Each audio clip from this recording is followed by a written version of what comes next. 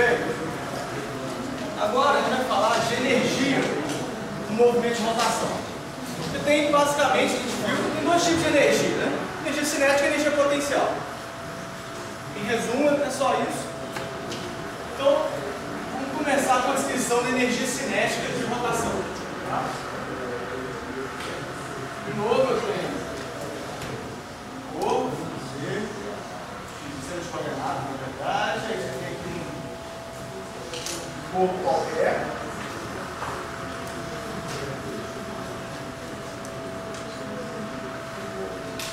Eu peguei um ponto desse corpo, tá? De novo. Esse cara gira. Vou pegar uma pra cá. Ele gira para lá. Tem um vetor velocidade angular para cá. Tá? Faz um ângulo teto aqui. Beleza.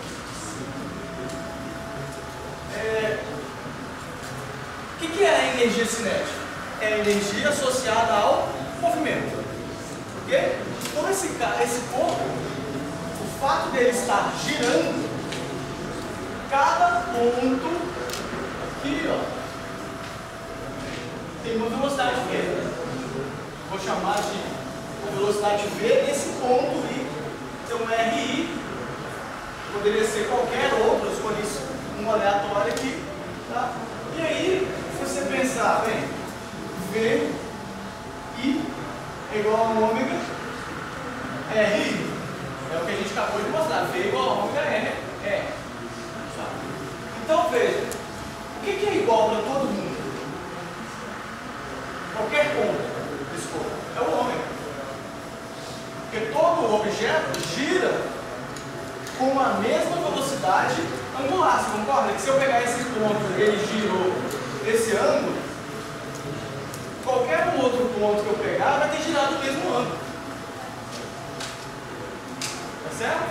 Se ele inicialmente estava reto, quando esse cara subiu o teto, todos os pontos do corpo andou o mesmo ângulo. Andou com a mesma velocidade angular ômega, ou seja, andou com o mesmo ângulo de teto. O que é constante, então, é o ômega. E quanto maior o R, maior é a velocidade linear. Tá certo? É aquela história, você pensa um disco girando, a velocidade na borda do disco é muito maior do que a velocidade no centro do disco. A roda do carro, a velocidade na borda da roda é maior do que a velocidade perto do centro da roda. Tá? Por causa disso, porque é linear com o mar. Tá? Aí você fala, bem, então quem que é a energia cinética desse ponto? Ó, energia cinética qualquer, um corpo qualquer, é M, que é a massa desse ponto, que eu vou chamar de a massa I. MI. VI ao quadrado sobre 2, né? Essa é a definição de energia cinética. Mas V é igual a ômega RI. Eu tenho que a energia cinética daquele ponto ali, ó, é MI RI ao quadrado ômega ao quadrado sobre 2. Bem, mas se eu tenho um objeto que é composto de várias massas, isso é um objeto extenso, é como isso aqui, eu estou só simplificando falando que é uma, mas isso são várias massas juntas que compõem um objeto. Tá certo? Então, quem que é a energia cinética total? É a soma da energia cinética de todos os pontos. Então, isso é igual à soma da energia cinética de cada ponto. Então, se eu somar isso aqui, ó, olha o que eu tenho. Somatório I de MI RI quadrado ômega quadrado sobre 2. Por que eu fiz isso? Olha, ômega não é uma constante? Se ele é uma constante, ele sai do somatório. O 2 também é uma constante, sai do somatório. E eu deixei dentro do somatório MI RI quadrado. Tá? E aí simplificar a história, a gente escreve a energia cinética de rotação como I ômega quadrado sobre 2, onde I é definido como somatório MI RI quadrado. Então, isso aqui ó, é a expressão para a energia cinética de rotação. Isso aqui é chamado de momento de inércia. Tá? Qual é a interpretação disso? A interpretação disso é o seguinte, olha. Compara com essa equação aqui. A expressão da energia cinética normal. A massa não é a inércia, não é uma medida de quão difícil é botar um corpo em movimento? Tá? Um momento de inércia é uma medida de quão difícil é colocar um corpo para girar. Certo? Se você pensar, ó, e ele vai com um R ao quadrado, ou seja, então se eu tiver com os braços juntos no meu corpo, o R é pequeno, então é fácil eu entrar em movimento. Tá certo? É fácil eu entrar em que movimento? Movimento de rotação.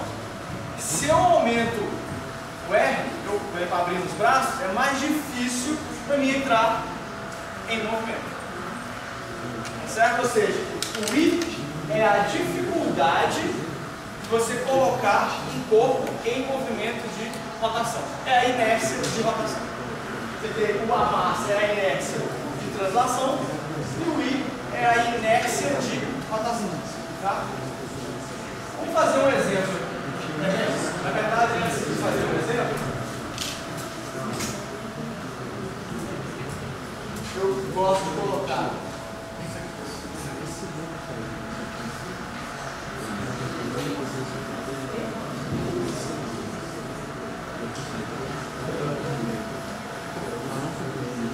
a dificuldade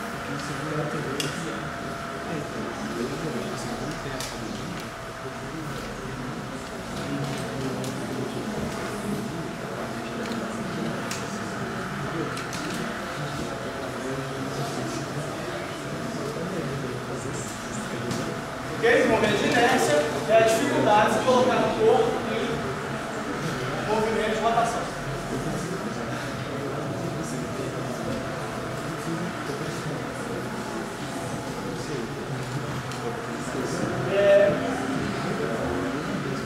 Vou colocar assim. Inércia é a dificuldade. Agora, o que é o RI? O RI, isso é bastante importante aqui, viu pessoal? O que é o RI? É a distância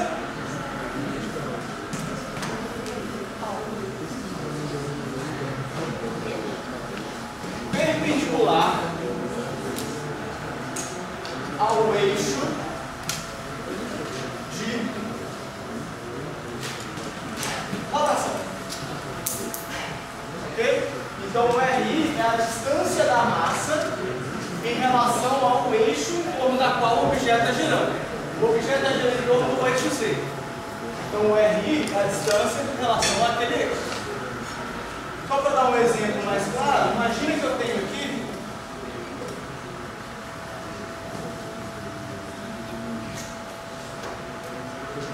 o eixo de rotação. Esse é meu eixo de referência. O objeto vai girar em torno desse eixo. Tá? Se eu colocar uma massa aqui, ó, vou chamar isso aqui de M1. O R que aparece nessa equação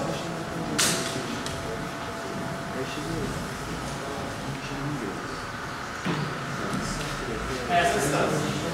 É a distância perpendicular ao eixo em torno da qual o objeto gira. Então, se eu pegar aqui uma outra posição, qualquer, sei lá, pegar uma posição mais perto, chamar de M2. Isso aqui, ó, é o M2. Não é qualquer distância, é sempre a distância perpendicular em torno da qual esses objetos vão estar girando. Então, beleza.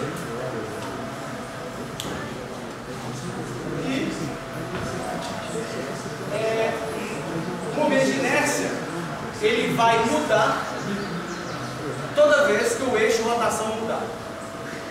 Ou seja, pega um eixo, pega o caderno, vocês entenderam o que eu estou falando. Coloca um eixo de rotação que passa pelo centro do caderno. Isso vai ter um determinado momento de inércia. Isso é a dificuldade de colocar ele para girar em torno desse eixo. Agora pega o eixo de rotação e põe aqui, ó. Ou seja, a massa, agora o objeto vai girar em torno desse eixo. Vou pegar, botar assim fica mais fácil para ele. Então agora a massa está girando em torno desse eixo. Então o eixo de rotação mudou, o momento de inércia mudou. Se eu girar em torno desse eixo, é outro momento de inércia. Ok? Então o momento de inércia depende do eixo de rotação. Para isso ficar claro, vamos fazer um exemplo. Cadê?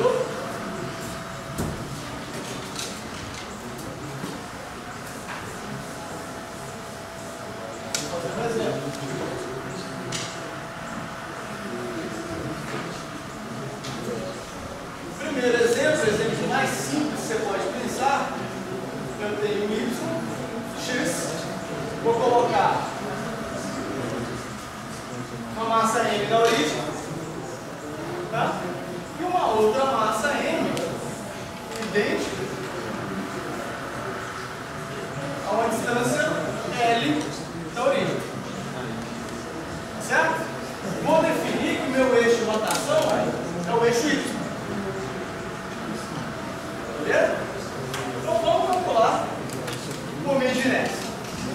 O momento de inércia é a soma do produto massa vezes distância ao quadrado.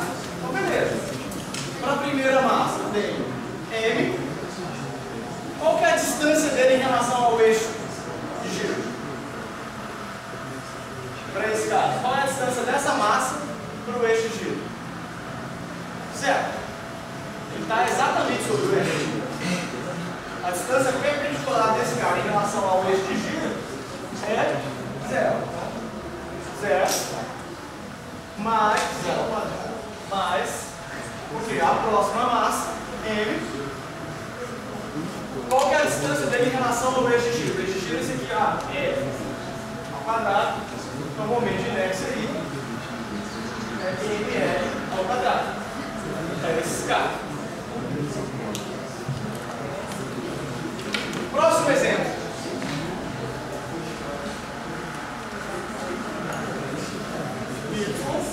X. O eixo Y continua sendo o eixo de giro, só que agora tem o M aqui, essa distância é sobre 2, de tal maneira que a distância entre as duas massas continua sendo L. O sistema é o mesmo, concorda? Eu só mudei o eixo em torno da qual o sistema vai girar. É um halter, né? Isso aqui está preso, é um halter, são duas massas. Aqui ele gira em torno desse eixo, aqui ela gira em relação ao centro. Quem é o momento de inércia agora? O momento de inércia vai ser, na primeira massa, M. Qual é a distância dela em relação ao eixo? L sobre 2 ao quadrado, mais M, L sobre 2 ao quadrado. Então isso dá ml sobre 4, dá 2ml sobre 4, que dá aí ml ao quadrado. Ou seja, o que é mais fácil colocar para girar? Isso ou isso? De baixo. Porque o momento de inércia é menor do que esse. É metade.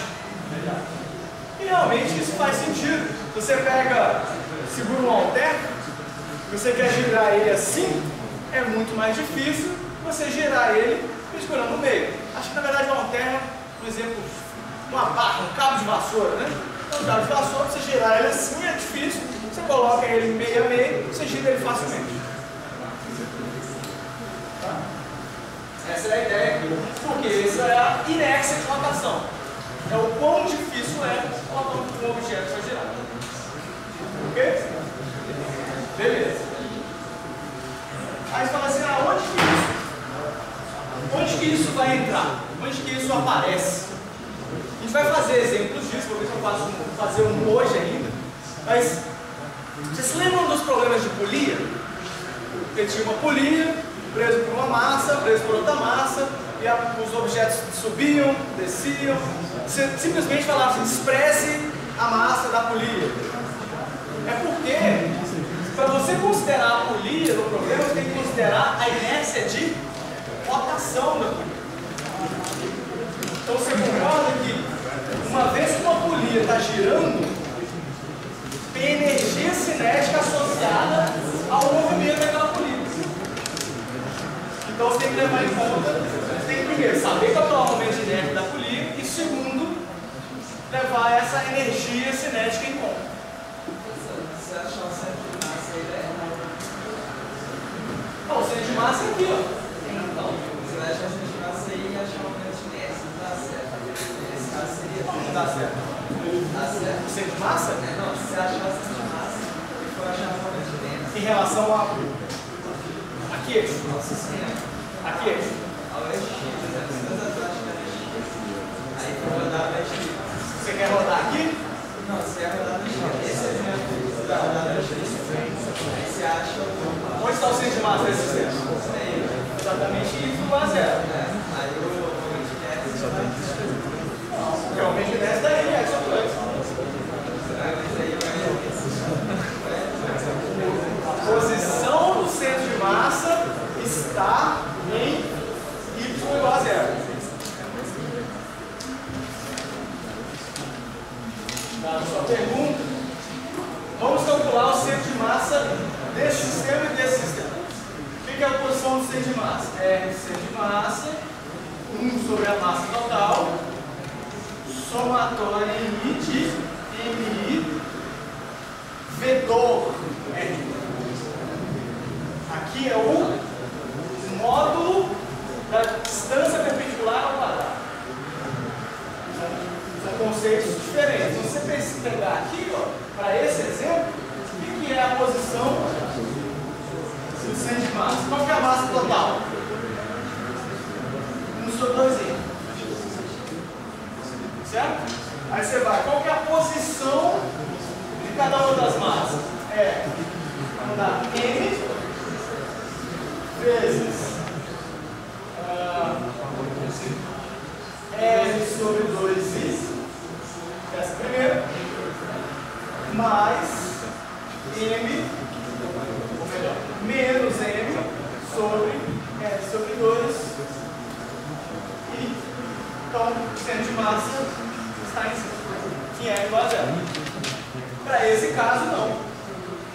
Para esse caso, o centro de massa vai dar aqui, ó. Mas é o mesmo. Está no centro do sistema. A diferença é que aqui está girando não em torno, não em relação ao centro de massa. O centro de massa aqui, ó, o R. O centro de massa, se você fizer a conta aqui, vai dar L sobre 2. Porque esse aqui não é 0 a posição dele, inicialmente, então dá 0. Mais ML sobre 2. ML, no caso aqui, o meio feito da divisão da massa.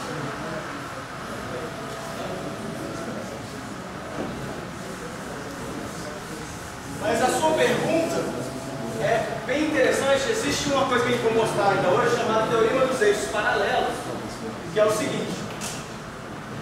É bem comum você conseguir calcular o momento de inércia em relação ao centro de massa do sistema. Então, o centro do sistema, acha o centro de massa, define aquilo como um eixo que passa por ali e calcula o momento de inércia. Aí agora não, eu não quero saber o momento de inércia em relação ao centro de massa, eu quero saber o momento de inércia em relação ao eixo qualquer aqui. Aí existe o teorema dos eixos paralelos que fala, olha, em relação a um eixo qualquer, vai ser 1 do centro de massa mais alguma coisa, que é o que a gente vai mostrar. Tá? Então é bem útil saber calcular os momentos de inércia em relação ao eixo que passa pelo centro.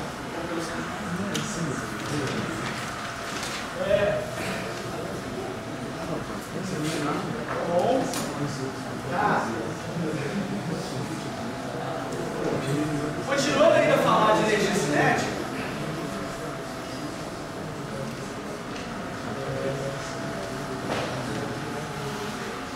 eu vou já usar só x, eu sei que o z está aqui, mas eu estava dando tempo para complicar o desenho. Pensa num objeto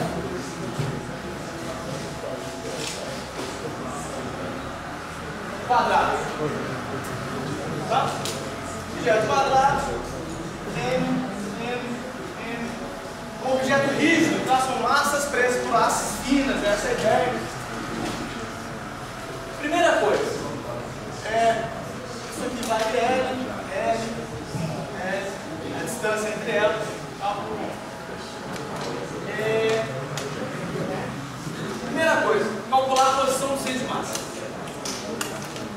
Tá? Todos têm massa M. Então, se você calcular a posição do centro de massa desse cara,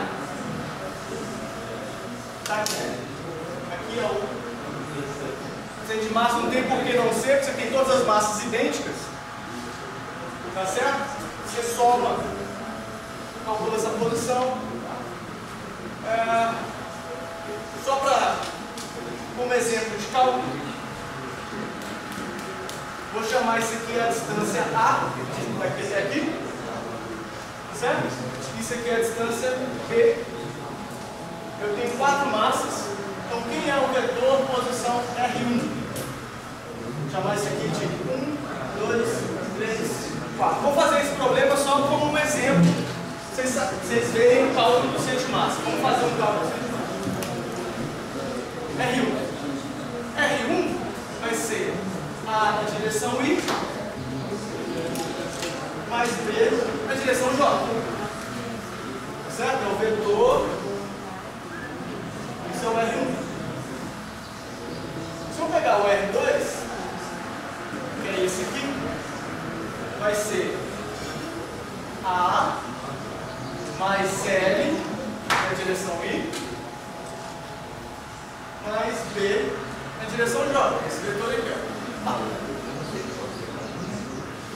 O R3, que é esse aqui, vai ser A mais L, I mais B mais L, J. É isso? A mais L dá essa posição e B mais L dá essa posição. E o vetor R4, que é esse aqui, é A em direção I mais B mais L em direção J. Bem? Massa total. Soma das massas dá 4M. Certo? Posição do centro de massa. Posição do centro de massa é M vezes isso, mais M vezes isso, mais M vezes isso, mais M vezes isso. Certo? Então, dividido por 4M. Então dá M dividido por 4M, que multiplica R1 mais R2 mais R3 mais R4. E essa soma, somar isso aqui tudo, dá A mais A mais A mais A, L mais L.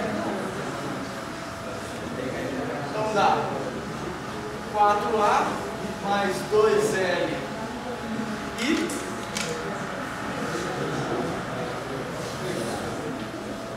mais B mais B mais B mais B mais 4B mais 2L J. Isso aqui cortou, né? Tudo isso dividido por 4, que dá no centro de massa vai dar A mais L sobre 2 I mais B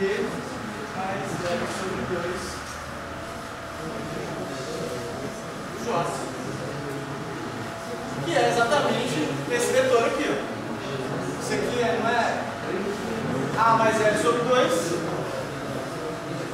de B mais L sobre 2. Então, calculei a posição em relação ao centro de massa.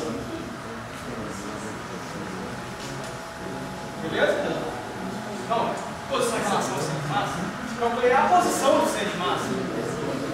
Isso aqui, vou apagar esses vetores aqui só para escrever.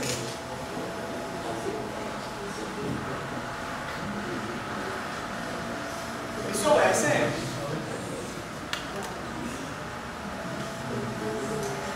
Tudo bem?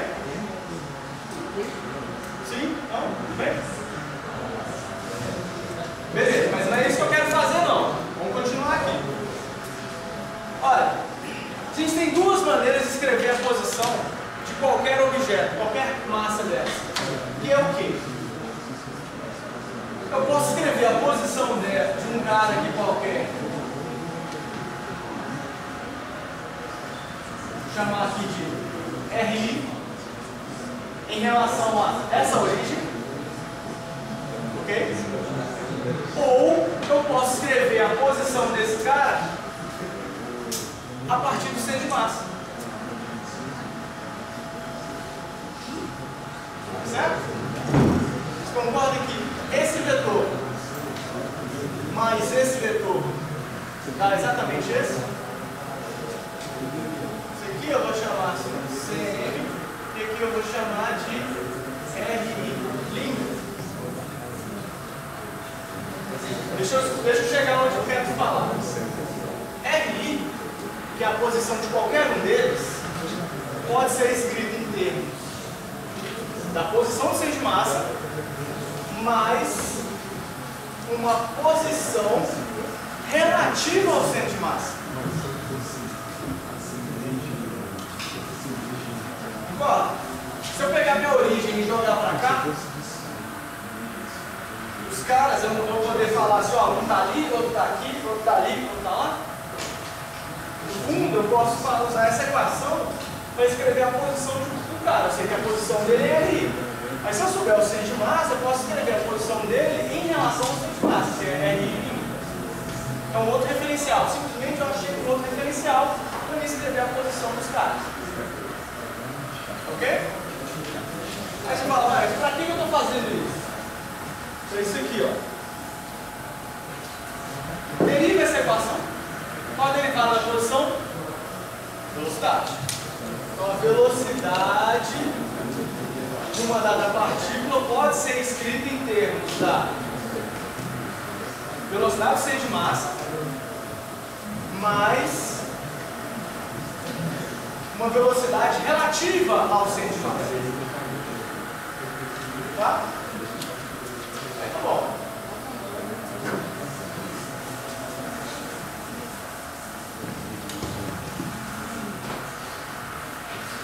Para que serve isso? Serve o seguinte: o que é a energia cinética total? Somatório MI VI ao quadrado sobre 2. Ok? Pega essa expressão para VI e coloca isso fica somatório de MI vezes centro de massa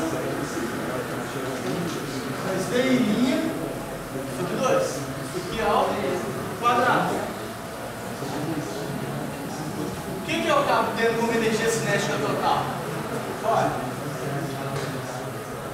velocidade de centro de massa depende de I? Não. Quem depende de I é o VI'. Mas o VCM não. Então o VCM sai do somatório, então eu tenho VCM quadrado, somatório em I de MI sobre 2, mais somatório em I de MI. Aí eu posso pegar e escrever isso aqui assim, ó. RI ao quadrado, ômega ao quadrado sobre 2. Você pegar isso aqui, ó, o VI' é a velocidade da partícula em relação ao centro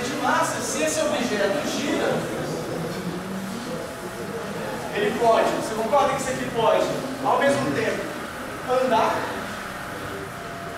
e ao mesmo tempo girar? E se ele gira em relação a quem? Ao centro de massa. Tá certo? Então, o que eu acabo de escrever? O que é o somatório em I de MI? A massa total. O que é isso aqui? Isso fica, então a energia cinética total é M dCm ao quadrado sobre 2. Isso aqui a gente vai chamar de energia cinética de translação normal, que a gente conhecia, só que agora é do sistema todo.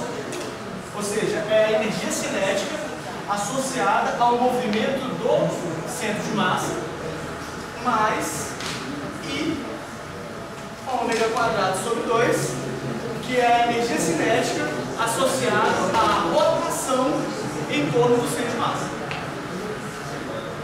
Pensa num carro andando.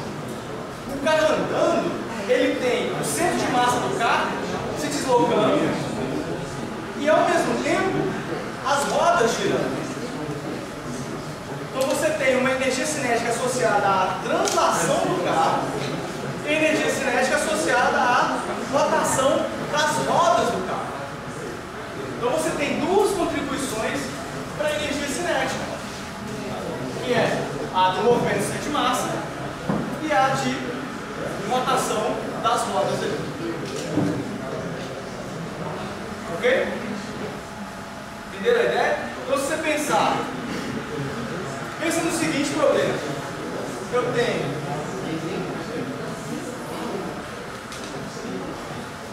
uma polia.